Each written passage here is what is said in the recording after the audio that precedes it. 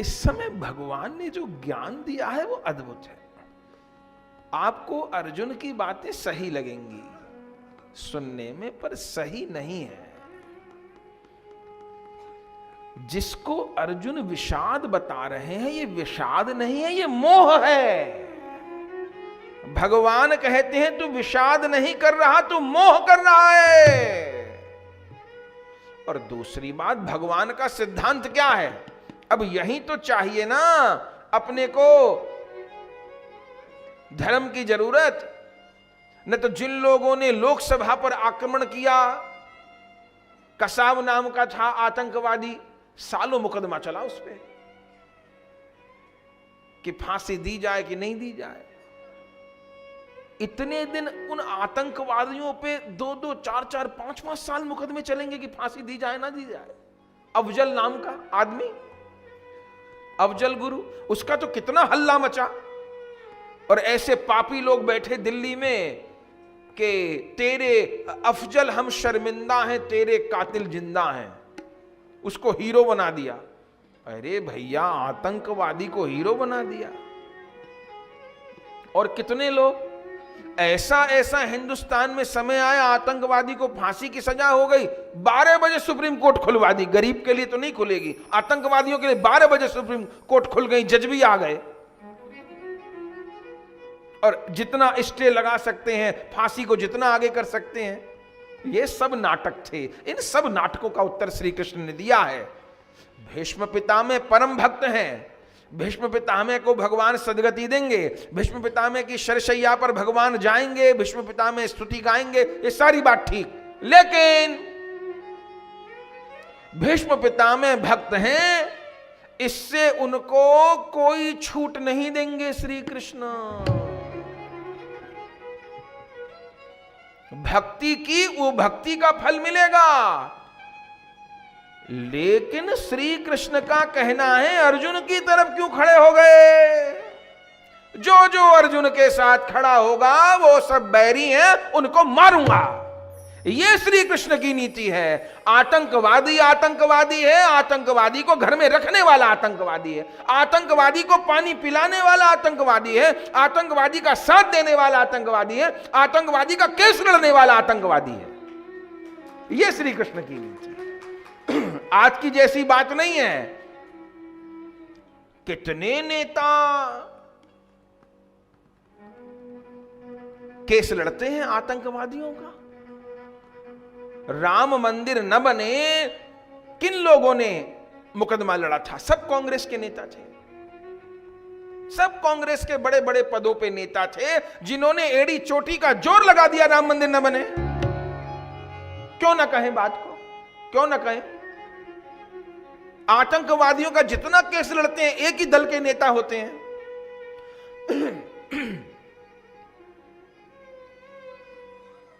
श्री कृष्ण की ये नीति नहीं है।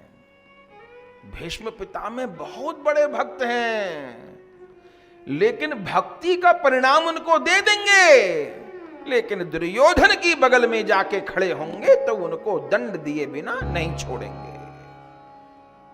भगवान ने कहा वो सब बात ठीक, इस समय आताताइयों को दंड देने का अवसर है। आ जाए यहां पे, बच जाएंगे। यहां तो नहीं आएंगे। अच्छा, महाभारत में एक परेशानी और है। महाभारत में और रामायण में एक बहुत बड़ा अंतर है। महाभारत में हर किसी ने अपनी एक अलग कसम खा रखी है। महाभारत में हर आदमी ने एक अलग कसम खा रखी है। भीष्म पितामह की अपनी कसम है कि मैं सिंहासन के साथ बंधाऊं। द्रोणाचार्य की अपनी कसम है कि मेरा बेटा यदि कुछ हो गया तो मैं शस्त्र त्याग दूंगा। कैसी बात करते हैं? अरे जब आपका बेटा युद्ध लड़ रहा है तो या तो वो किसी को मारेगा या वो मरेगा। ये क्या बात हुई कि मेरा बेटा ऐसा हो जाएगा तो मैं शस्त्र छोड़ दूंगा? कर्ण ने अपनी शपथ खा रखी है। लोग कहते हैं कर्ण बहुत बड़ा दानी था। कल भी जिनके घर पर गए उन्होंने कहा महाराज आपने चंडाल चौकड़ी में कर्ण का भी नाम ले दिया, तो कर्ण तो बहुत बड़े दानी थे, ये असत्य तो नहीं है। तो हमने उनको कहा कि पहले तो आप 7 दिन की कथा सुनिए। मैं 10 मिनट में आपके घर आए तो पूरी तो 7 दिन की कथा नहीं सुना सके, तो पहले तो आप कथा सुनिए। फिर हमने उनको जो बात थी वो बताई। उसमें उन्होंने एक बात और पूछी कि वो तो दानी था बहुत बड़ा, तो ये सत्य है। अब इसमें 2 बात है। एक तो बात हम कह चुके कि जीवन में 2 बहुत बड़े पाप किए कर्ण ने। एक तो द्रौपदी जी को वैश्या कहा, और दूसरा दुशासन नग्न नहीं करना चाहता था, नग्न करने के लिए उकसाया कर्ण ने। एक तो 2 ये पाप हो गए। दूसरा, अब दान की बात भी सुन लीजिए। कर्ण ने दान तो बिल्कुल किया, ये पक्की बात है। जो आ जाता था मांगने वो देता था। इंद्र ने कवच भी मांग लिया तो वो दे दिया।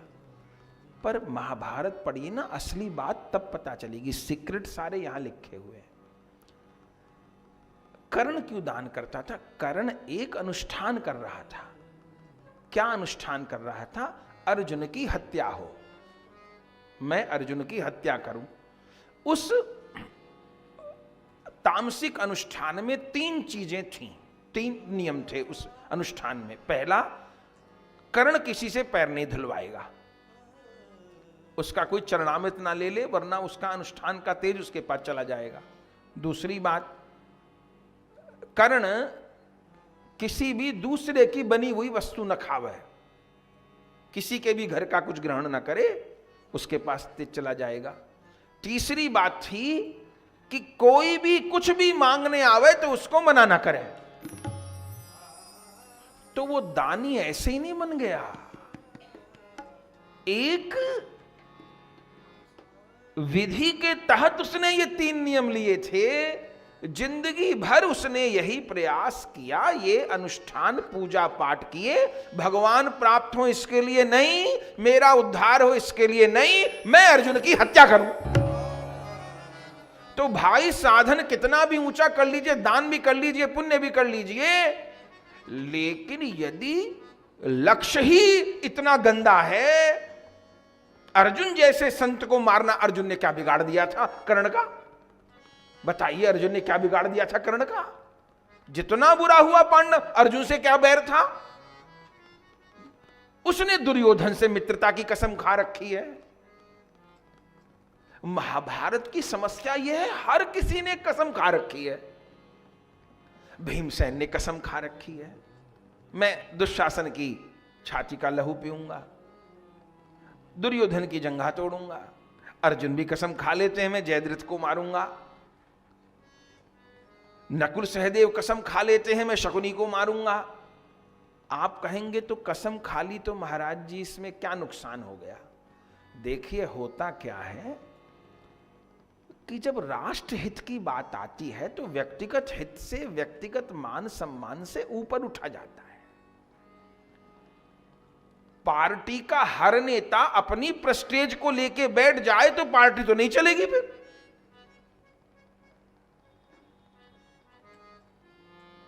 परिवार में हर व्यक्ति अपनी प्रेस्टेज लेके ही बैठ जाए, बेटा कहे जो है मैं हूं, बहू कहे जो है मैं हूं, पोता कहे जो है मैं हूं, सास कहे जो है मैं हूं, ससुर कहे जो है मैं हूं, बेटी कहे जो मैं हूं, तो हो गई महाभारत। चलेगा घर?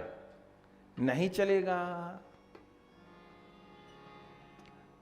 परिवार के हित के लिए व्यक्तिगत हित छोड़ना पड़ता है। केवल मैं अपने अपने बारे में सोचूं, वो अपने बारे में सोचूं, मैं कैसे सुखी रहूं। आपको महाभारत सुनाने आए हैं, आपको चुटकुले सुनाते रहे, आपको नचाते गवाते रहे, क्योंकि आजकल जिनको बढ़िया नाचना गाना आता है उनकी बड़ी तरक्की हो जाती है। तो हम भी शास्त्र को छोड़ के यही शुरू कर दें, या फिर कहीं से टोना टोटका सीख लूं तो बहुत तरक्की हो जाएगी। लाखों लोग पीछे पीछे घूमेंगे, महाराज ये बता दो, महाराज वो बता दो। तो टोने टोट के करने लग जाऊं, ये टोने टोट के सूखने में कितनी देर लगती है? अरे भैया, जिंदगी कुर्बान तो इन शास्त्रों को पढ़ने में करनी पड़ती है, टोने टोटका में क्या देर लग रही है? दुनिया को मूर्ख बनाने में कितनी देर लग रही है? अभी कह देंगे कल ऐसा मंत्र बताएंगे, खाकपति से लाखपति हो जाओगे। देखो पूरी सूरत यहां ना बैठी हो तो। अब ये कह दें कि कल बताएंगे लॉटरी का नंबर, पहले अपना प्रभाव जमा दिया कि हम गुरुजी हैं बड़े, हम जो है बहुत दमदार हैं, और फिर बताएंगे कि बताएंगे तुमको कैसे क्या होगा। 10 दिन में बहुत फेमस हो जाएंगे, लेकिन अपने धर्म के प्रति, अपने राष्ट्र के प्रति गद्दार कहलाएंगे।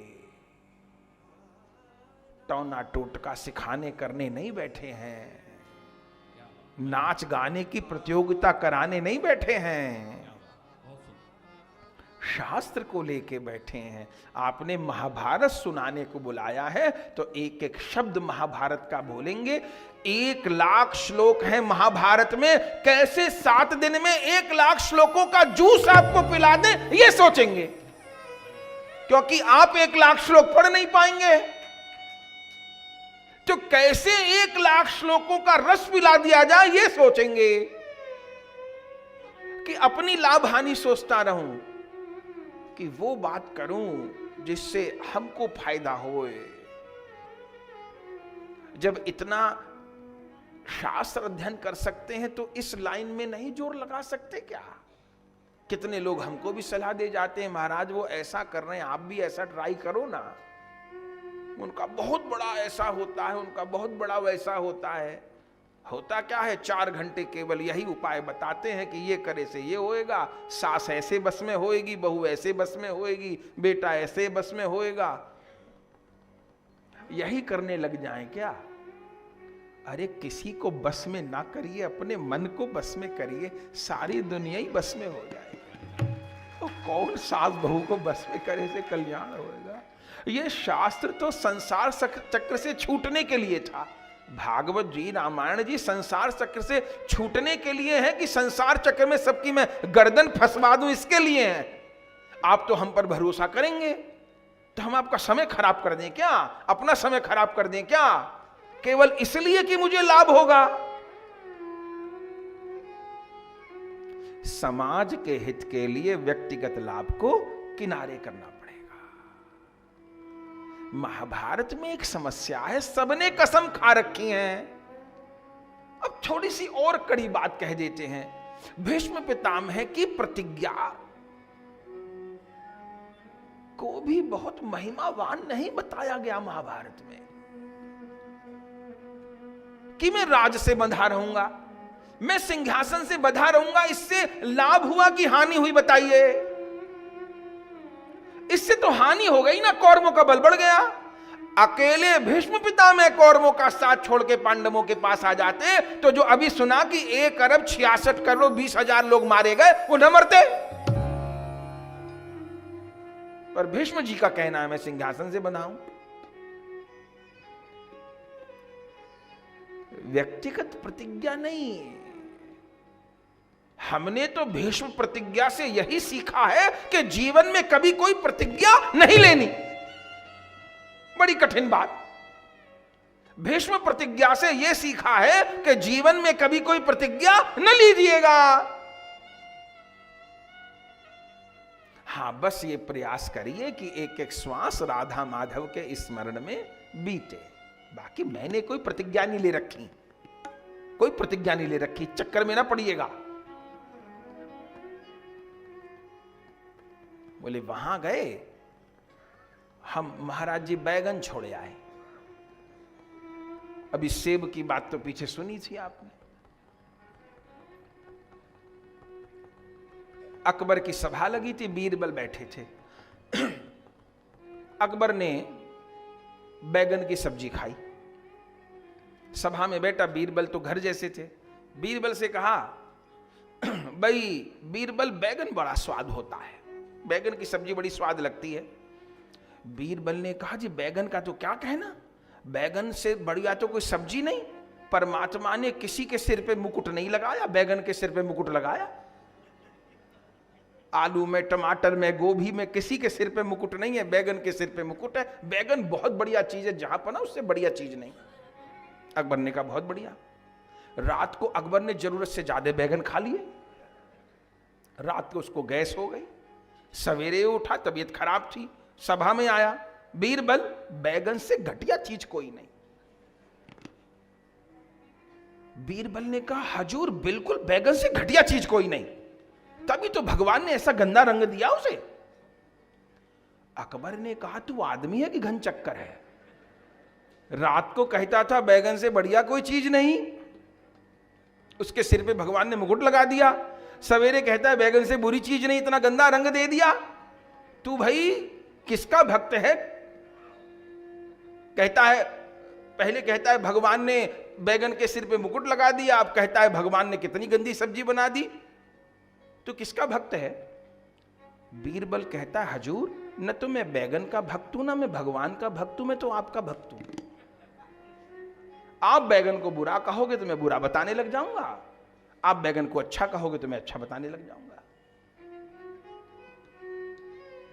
कोई प्रतिज्ञा नहीं लेनी। रामायण की विशेषता क्या है? आप देखिए रामायण में किसी ने भी प्रतिज्ञा नहीं ले रखी। आप बता दीजिए एक भी प्रतिज्ञा हो तो। महाभारत से तो कई गुना बड़ा युद्ध हुआ है श्री राम रावण का, लेकिन कोई प्रतिज्ञा नहीं। बस एक प्रतिज्ञा श्री राम की है कि मैं इस धरती को राक्षसों से मुक्त कर दूंगा। बस श्री राम की प्रतिज्ञा में सब लोग सहायक हैं। लक्ष्मण जी भी सहायक हैं, हनुमान जी भी सहायक हैं, जाम्बवान भी सहायक हैं, सब सहायक हैं। महाभारत की मुसीबत ये हर आदमी अपनी अपनी प्रतिज्ञा लेके बैठा है, अपनी अपनी ढपली हर आदमी बजाएगा। तो परिणाम क्या हुआ? रावण को मारने के बाद में 11,000 साल के लिए रामराज आ गया, और क्षमा करिए महाभारत के बाद में कलयुग आ गया। अंतर है, हर चीज का विश्लेषण है। तुलनात्मक विश्लेषण करने लगे तो एक नई कथा हो जाए। रामायण का और महाभारत का तुलनात्मक विश्लेषण हो तो एक नई दृष्टि है। ये सब बातें भगवान ने समझाई हैं, ये सब गीता के सत्संग की बात है। भगवान ने कहा कोई दादा नहीं, कोई गुरु नहीं, कोई धर्म गुरु नहीं। जो दुर्योधन के साथ है वो धर्म गुरु नहीं है, वो अधर्म गुरु है। जो दुर्योधन के साथ आ जाओ छोड़ के यहां। जब सबको पता है इन लोगों ने एक स्त्री की बलात्कार करने की कोशिश करी, इन लोगों ने तुमको जला के मारने की कोशिश करी, जहर दे के मारने की कोशिश करी, मैं हाथ जोड़ करके गया कि भैया 5 गांव दे दो। वो सबके आगे कहता है कि सुई की नोक के बराबर जगह नहीं दूंगा। दूसरे की जमीन मार के बैठा है, दूसरे का पैसा मार के बैठा है, और तुम अपने अपने प्रण लेकर के उसके साथ खड़े हो। क्यों खड़े हो? क्यों खड़े हो? बुरे आदमी के साथ खड़े हो। तो दुर्योधन के साथ खड़े हो तो किसी को नहीं छोड़ूंगा, सबको मारूंगा। और श्री कृष्ण ने कहा बेटा तू ये न समझना तू गांडीव से मारेगा, तू गांडीव ना उठा तो मैं सुदर्शन उठाता हूं, पर इन सबको मार के छोड़ूंगा। मत उठा गांडीव, मैं मारूंगा। फिर अर्जुन ने प्रश्न पूछे हैं, और जो भगवान ने ज्ञान दिया है वही गीता है। अब छोड़ते भी नहीं बनता, कहते भी नहीं बनता। तो 3 श्लोक का उच्चारण करिए। ये 3 श्लोक हमको श्रीमद् भगवद गीता के जैसे चेहरे पे आंख नाक कान है ना, किसी भी चीज को पहचानने के लिए, सुनने के लिए, समझने के लिए आंख नाक और कान ही तो हैं। कुछ चीज सुन के समझे, कुछ देख के समझे, कुछ सूंघ के समझे। हमारी समझ में ये श्रीमद् भगवद गीता में 700 श्लोक हैं, पूरा शास्त्र है, पर ये 3 श्लोक आंख नाक कान के जैसे हैं। 6ठे अध्याय का 35वां श्लोक, 9वें अध्याय का 22वां श्लोक, 18वें अध्याय का 66वां श्लोक। 3 श्लोक का उच्चारण करिए। फिर अब विश्राम की ओर धीरे धीरे चलेंगे। अर्थ जब कभी अवसर होगा सुनाएंगे। 6ठा अध्याय। असंशयं महाबाहो असंशयं मनो दुर्निग्रहं चलम् अभ्यासेन तु कौन्तेय वैराग्येन च गृह्यते।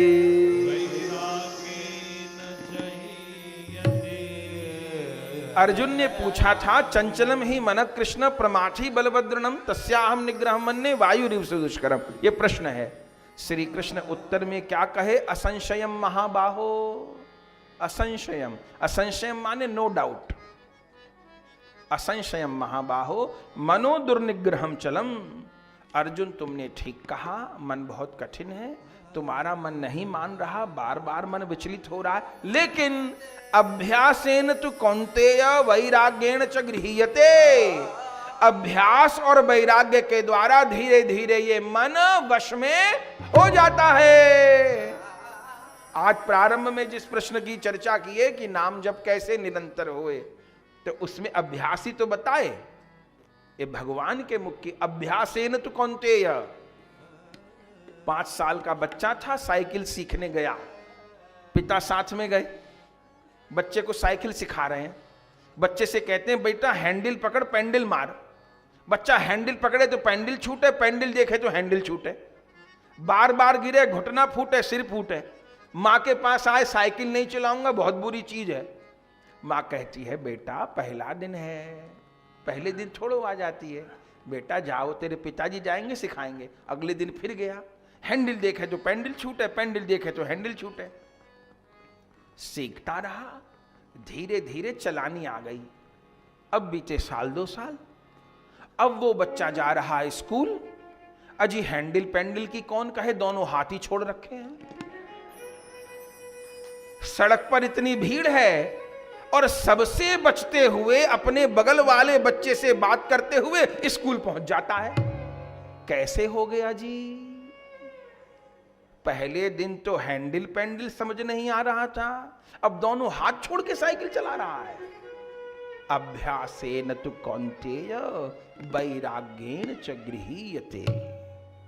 लेकिन बच्चे ने साइकिल क्यों सीख ली?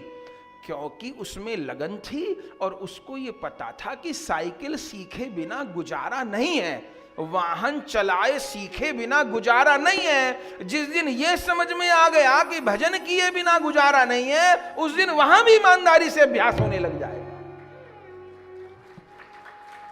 भजन के बिना नर गुजारा ना होगा, इस दुनिया में कोई तुम्हारा ना होगा। बुलाने पे उस दिन वो आएंगे कैसे, जो पहले से रो रो पुकारा ना होगा। भजन के बिना नर गुजारा ना होगा, इस दुनिया में कोई तुम्हारा ना होगा। पहला श्लोक 6ठे अध्याय का, अब दूसरा श्लोक 9वें अध्याय का। इस श्लोक को भी बोलिए। अनन्याश्चिन्तयन्तो माम् ये जनाः पर्युपासते तेषां नित्याभियुक्तानां योगक्षेमवहाम्यहम्। अर्जुन पूछते हैं प्रभु, जीव आपके ही शरण ले लेगा तो फिर उसके जीवन का निर्वाह कैसे होगा? शास्त्र ये भी तो कहते हैं देव ऋण है, पितृ ऋण है, ऐसा है, और काम भी इतने हैं कि पूरा दिल दिमाग देने के बाद भी काम नहीं होते। और आप कहते हो मुझ में स्मरण करके, मुझ में समर्पित हो करके, मुझको स्वामी मान करके सब कुछ कर। तब भगवान ने कहा, अर्जुन अनन्यास चिंतयन्तो माम, जो अनन्य भाव से मेरे ही शरणागत हो जाते हैं, ये हृदय से स्वीकार कर लेते हैं कि श्री कृष्ण ही मेरे हैं और मैं श्री कृष्ण का हूं, तो प्रभु प्रिय व्यापार किसका है? ये परिवार किसका है? अर्जुन तुम अपने व्यापार और परिवार के मालिक नहीं हो, मुनीम हो। मुनीम की हैसियत से अपने को ज्यादा मत आंक लेना। तुमको जो परिवार रूपी बगीचा मिला है, उस परिवार रूपी बगीचे के तुम मालिक नहीं हो, माली हो। बस पौधों को सींचो और रखवाली करो, मालिक ना बन जाना। तो फिर मैं कौन हूं? तुम बस श्री कृष्ण के हो। ये आत्मा परमात्मा का अंश है और इस आत्मा को अंततः उसी परमात्मा को प्राप्त करना है। तो प्रभु फिर जो लगता है कि इतने काम बाकी रह जाएंगे, उसका देना, उसका लेना, उसका ये, उसका वो, माथे में तो चिकड़म चलती रहती है। देख अर्जुन, अपने कर्तव्य कर्म को कर, लेकिन यदि तू मेरा शरणागत हो जाता है तो इस बात का ध्यान रखना, योग क्षेम वहाम्य, तेरे योग क्षेम का मैं वहन करूंगा। तेरा कोई काम नहीं रुकेगा, सदा मैं तेरी सहायता करूंगा। और तो खुद कर्म का मालिक बन जाए तो देख ले करके कुछ हो जाए तो। दूसरा श्लोक, अब तीसरा और अंतिम श्लोक 18वें अध्याय का 66वां श्लोक।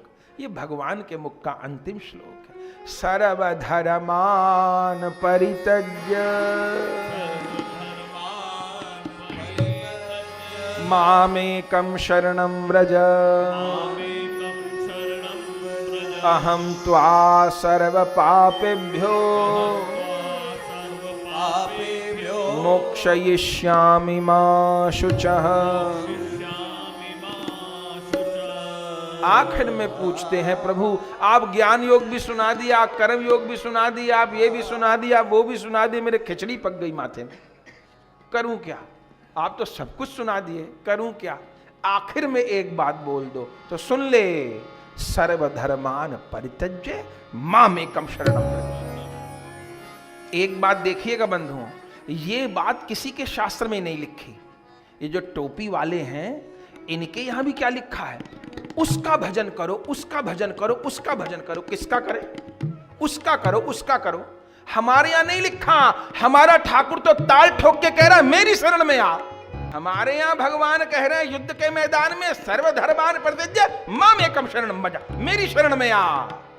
अहं त्वा सर्व पापेभ्यो मोक्षयिष्यामि मा शुचः, तो इसको सारे पापों से, अपराधों से मुक्त कर दूंगा। ये मत सोच इसको मारने से पाप होएगा, इसको मारने से पुण्य होएगा, इसको मारने से ये होएगा। मेरी आज्ञा से कर्म कर। अर्जुन को बात समझ में आ गई है। उसके बाद तो फिर नष्टो मोहा स्मृति लब्धा, मोह नष्ट हो गया, स्मृति जागृत हो गई है।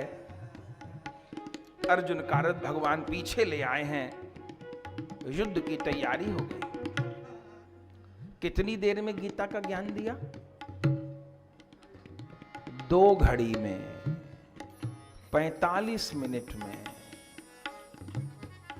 2-4 दिन में नहीं। जिसको समझाना हो तो फिर वो तो, और ठाकुर समझाने लग जाए तो 45 मिनट भी ज्यादा ही थे। 45 मिनट में सारी बात बता दी। इतनी देर में ज्ञान दे दिया, फिर कह दिया आओ फाइट इज ऑन, अब युद्ध करो।